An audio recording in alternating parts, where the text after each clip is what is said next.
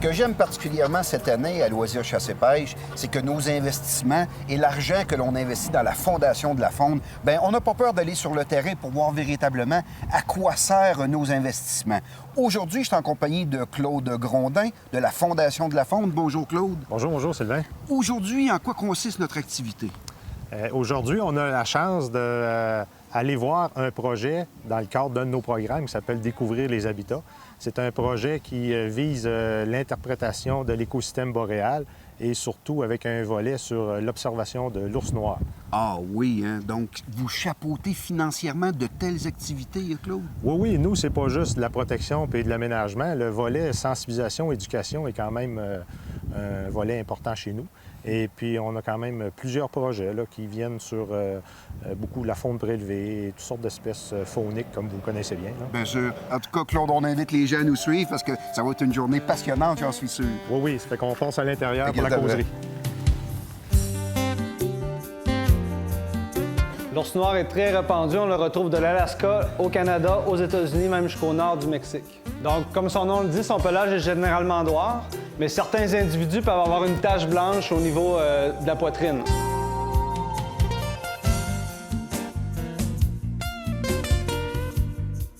Alors, je suis en compagnie de Simon Desrosiers de Mikin, qui est l'interprétation finalement de l'ours noir. Dis-moi, Simon, une belle salle de présentation, à quoi ça consiste ici? Alors, on reçoit ici plusieurs centaines de touristes à chaque été. Wow. Donc, on les reçoit vers l'heure du midi. C'est principalement des Italiens. On a aussi un peu d'Espagnols, des Français, parfois des Suisses. Donc, c'est pour ça qu'il y a un traducteur. Exactement. Ah, donc, ouais. ces gens-là font un tour du Québec, parfois un tour du Canada. Donc, ils font un peu un wild tour. Donc, c'est un tour sauvage. Ouais. Donc, ils vont visiter plusieurs régions sauvages.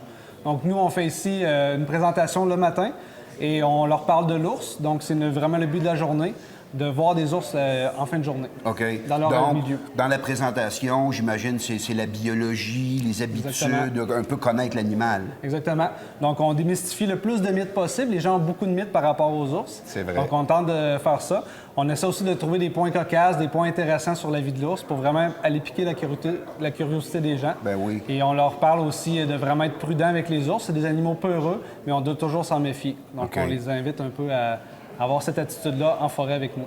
Et une fois la présentation terminée, Simon, c'est quoi qu'il y a au menu pour ces gens-là? Ensuite, on monte ensemble. Donc, eux ont un autobus. Donc, ils vont nous rejoindre sur la rivière Picoba. Ah. Rendu sur la rivière, on fait un sentier en forêt où est-ce qu'il y a des stations d'interprétation de la nature. OK. Ensuite, ils vont prendre un lunch pour le dîner.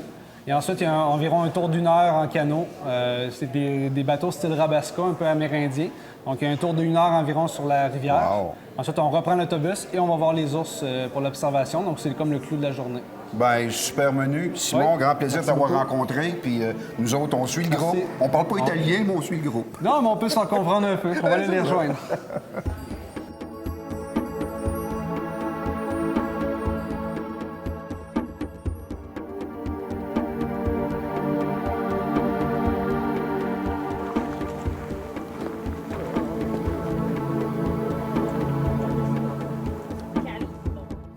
Simon, super intéressant. Premier arrêt du sentier, survie en forêt. Exactement. Donc, les gens souvent pensent que la survie, c'est pas pour eux. Ils disent on va très près de notre chalet, on va jamais loin en forêt. Les Européens aussi sont des grands amateurs de cueillette de champignons, par exemple. Oui. Donc, pour eux, juste de piquer leur curiosité avec un ou deux petits trucs qui pourraient se rappeler en forêt, ça va les aider, par exemple, à pas paniquer et à garder leur calme. Souvent, ça va rendre la situation plus constructive. Ce que vous pouvez faire ici dans la forêt, vous allez rencontrer parfois du sapin baumier. Donc, le sapin baumier, c'est les petites branches qui sont ici. Les aiguilles sont plates, donc ils ne tournent pas d'entre les droits. Si vous prenez un arbre de sapin baumier, il y a plein de petites bulles, et vous piquez avec une branche pour ramasser la résine du sapin baumier. Et la résine est inflammable. Donc, si tout est mouillé, vous pouvez vous préparer plein de petites branches comme ça, et ça va vous aider à partir votre feu plus rapidement. Vous pouvez trouver beaucoup de petits fruits qui sont bons à manger. Donc, ici, vous avez le petit thé des bois. En tout cas, s'ils avaient personnifié la cabane au Canada de cette façon-là, ils vont peut-être changer d'idée, mais par leur visage, je les ai trouvés très captivés par ta présentation. Mais on le voit que c'est des gens, c'est ça, qui regardent ça puis qui se demandent c'est pas ça, je passerai une nuit en forêt là-dedans. Une nuit en forêt là-dedans, Ouais. mais c'est le grand confort pour toi et moi. Pour nous, ça, ouais, c'est ça. Deuxième étape? Oui, on va aller vers la capture de la martre pour la recherche scientifique. OK, donc ici, on a un piège pour capturer des martres. C'est pas un piège pour les tuer. c'est un piège pour les capturer puis leur poser un collier émetteur. La martre, c'est un animal qui est carnivore. OK? Donc, on va essayer de l'attirer avec de la viande. On va utiliser de la viande de castor. Parce que la viande de castor, c'est une viande qui est très, très grasse. Puis l'avantage, c'est que ça ne gèle pas l'hiver. Donc, la cage, on va l'installer dans une boîte en bois comme ça ici. Parce que la martre, c'est un animal qui est très, très, très sensible. OK? Une petite pluie fine ou une grosse neige pourrait même la tuer. OK? Donc, pour être sûr qu'on ne tue pas la martre parce qu'on veut l'étudier, on va construire une boîte en bois comme ça. Puis au fond de la cage aussi, on peut mettre de la paille, OK? Pour qu'elle puisse se faire un nid puis se tenir au chaud.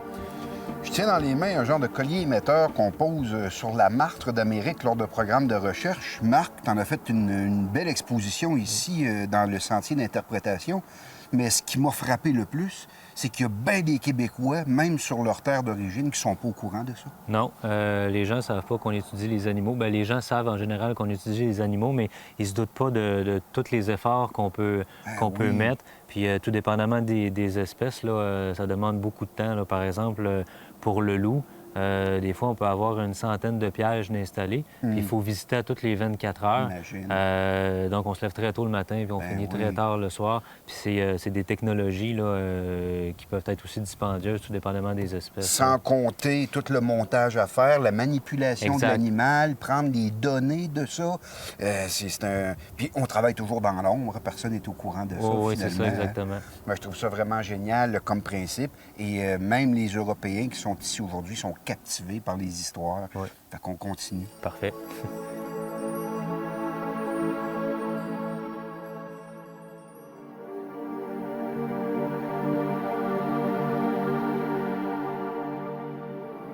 Ici, on a un panache d'orignal, puis ici, on a un panache de caribou. C'est deux espèces qu'on va retrouver ici dans la réserve.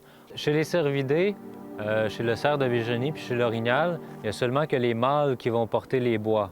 OK? Chez le caribou, il y a aussi la femelle qui va porter les bois. Elle va les avoir durant l'hiver, OK? Parce que le caribou, surtout dans le nord du Québec, vont manger surtout du lichen qu'on retrouve au sol. Donc, ils vont gratter au sol avec leurs pattes pour trouver le lichen. Puis les bois vont leur permettre de protéger la nourriture pour les petits. Donc, pour imiter un mâle, on peut utiliser un omoplate d'orignal, OK? Qu'on va frotter sur les arbres pour imiter un mâle qui frotte son panache sur les arbres, OK? Imitando l'alce maschio che gratta sull'albero, un alce macho che sta rascando nell'arbol e nel bosque. On est chanceux aujourd'hui, on a un expert en orignal ici, fait que je vais demander à Sylvain s'il voudrait venir nous caler le bac orignal. Sylvain? Ora Sylvain qui a già più il peso di un alce et qui a tenu un peu comme toi, tu as le poids plus d'un orignal que lui. Ouais. Moi je vais traduire, OK? Un mâle? Oui. Un mâle.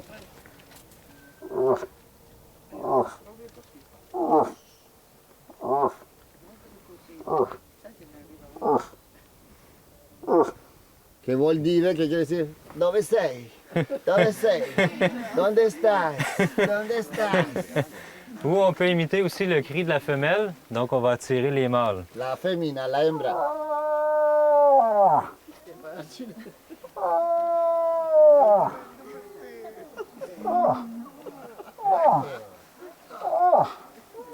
Sto qui! Merci. Sto qui! Vieni dai! A che estoy! Ven por acá! Cuchi cuchi!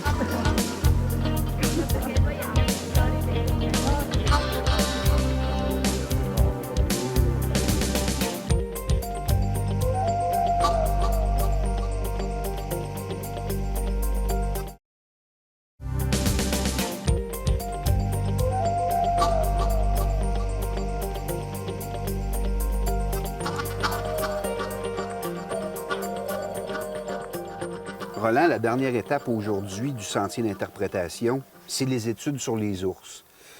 D'après ce que j'ai compris, c'est une méthode plus sophistiquée un peu que la simple chaudière que nous autres, les trappeurs, on utilise. Parce que nous, c'est pour abattre l'animal. Mais ici, on veut même pas le blesser, finalement, si je comprends bien. Non.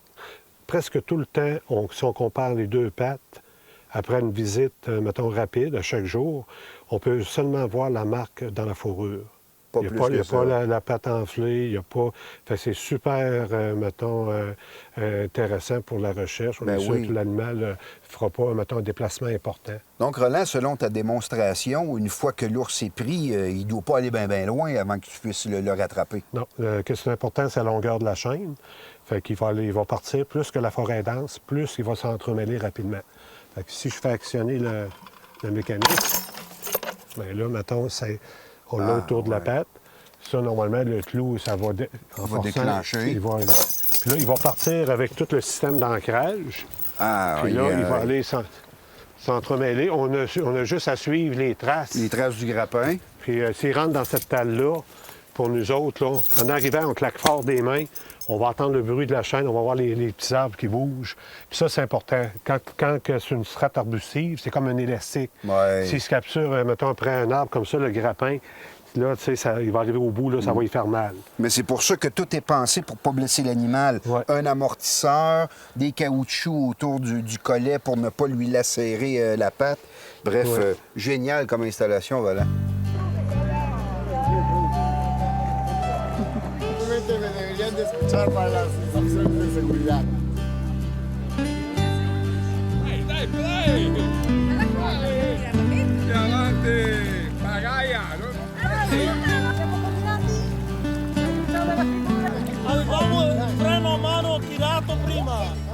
Très belle journée variée en activités. Après le sentier d'interprétation sur les animaux et les programmes de recherche, nous voilà en canot sur la rivière Picoba. Tout ça pour montrer finalement à plein de gens la diversité d'habitats, ainsi peut-être que la faune qui s'y rattache. Qui sait qu'au prochain détour, on aura peut-être de belles surprises animales, mais en tout cas, jusqu'ici, c'est une superbe journée.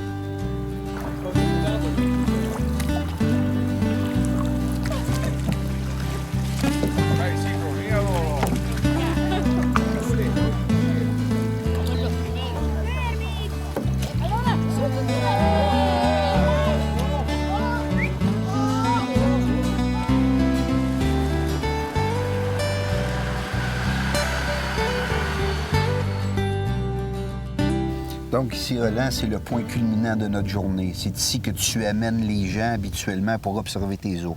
Oui, exactement. Puis c'est une activité qui est garantie. On a débuté le 7 de mai pour, mettons, créer une dépendance.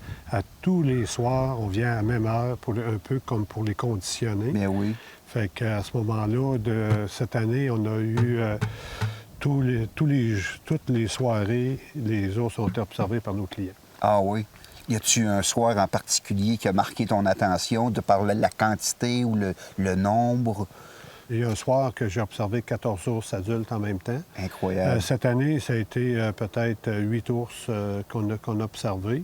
Il faut dire que c'est pas les mêmes ours qui reviennent d'année en année. Il y a Intéressant. certains ours qui reviennent. OK. Puis moi, je pensais que le fait qu'il y avait, mettons, cette abondance de nourriture-là facile pour eux autres, ça serait toujours les mêmes. soutenu d'année en année, les mêmes ours, puis ça viendrait de génération en génération. Mais c'est à refaire. Ah oui. Puis même, ça part tranquillement à l'activité. Ce qu'on fait habituellement, on va mettre de la bonne leurre olfactive pour, mettons, les attirer, étant donné que les gâteries, ça ne dégage pas de molécules d'odeur, de particules C'est d'odeur ça. dans l'atmosphère. Puis là, il vient des ours, ils sont très, très nerveux. Ils sont très, très nerveux. Puis là, à un moment donné, ils s'en rajoutent. Fait que là, on met les pierres, la nourriture est très distancée d'une pierre à l'autre. Puis tranquillement, on approche les les pièges, exactement. Puis là, mettons, ils deviennent beaucoup plus sociales. Je vois les installations à l'arrière, tout se fait de façon sécuritaire ici, Ah, de toute évidence. Exactement. Regarde, il y a une clôture électrique qui protège, mettons, les clients. Puis qui empêche les ours aussi de... Sinon, ils iraient me marquer après les observatoires. Là. Tu sais, les planches, c'est sûr qu'avant ça, on n'avait pas. Puis là aussi, ils attaquaient les chalets. Là, Ben oui. ça fait que là, c'est sûr que la clientèle, mettons, elle se trouve être protégée. Mais là, il faut que... Ça, c'est encore là, en début de saison, ils se font zapper. Puis après ça, là, mettons, normalement... Là, Ils se calment un peu. Ils se calment, là. Bon. En tout cas, Roland, de par le produit qu'on voit ici aujourd'hui, aujourd'hui, tu as une expertise absolument géniale parce qu'en plus de voir des ours qui sont au rendez-vous, on a vu des interactions de porc-épic, les écureuils qui se courent après. On a même vu un lièvre d'Amérique, des corbeaux qui font du vol plané au-dessus. C'est un véritable ramassis de faune et on n'est pas dans un jardin zoologique, là. Oui, exactement. Puis je suis conscient que tu l'apprécies, ces Absolument. choses-là. Puis ça... Parce qu'on parle de l'ours, hein, ça circule sur toutes les lèvres, mais quels sont les gens qui ont la chance d'en voir un dans son élément naturel, comme tu réussis à le faire, et tu me disais que tu avais 100 de réussite. Même tard ici à l'été, tu as encore des gros spécimens qui se présentent. On a vraiment, vraiment apprécié notre spectacle. Roland, juste un gros merci à toi et à toute ton équipe. Hein. Ouais, c'est exactement. Tes techniciens, là, Simon et Marc, là, chapeau à eux aussi. Ils savent très bien encadrer le groupe. Là, je trouve que c'est vraiment bien rodé. C'est un travail d'équipe. Travail d'équipe. J'apprécie mon personnel également. Ils sont Voilà. très bien. Un grand plaisir de t'avoir rencontré aujourd'hui, Roland. Merci beaucoup. Merci à toi.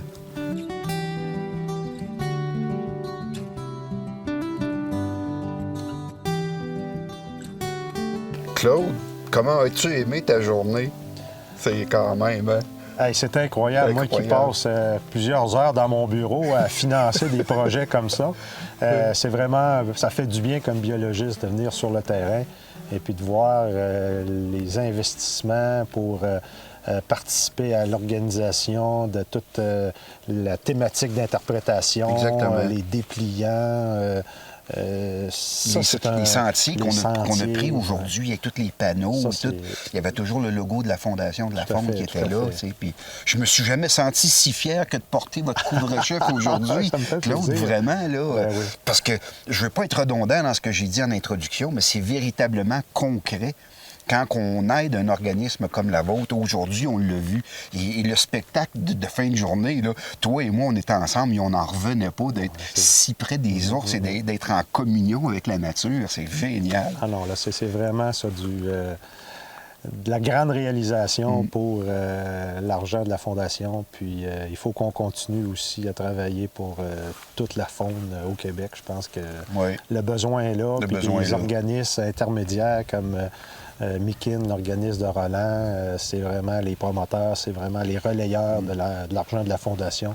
C'est eux qui réalisent, puis c'est toute la chaîne là, qui fait qu'on va être capable d'avoir de plus en plus de belles faunes au Québec. Bien, en tout cas, je suis sûr que les téléspectateurs ont bien apprécié l'implication de la Fondation.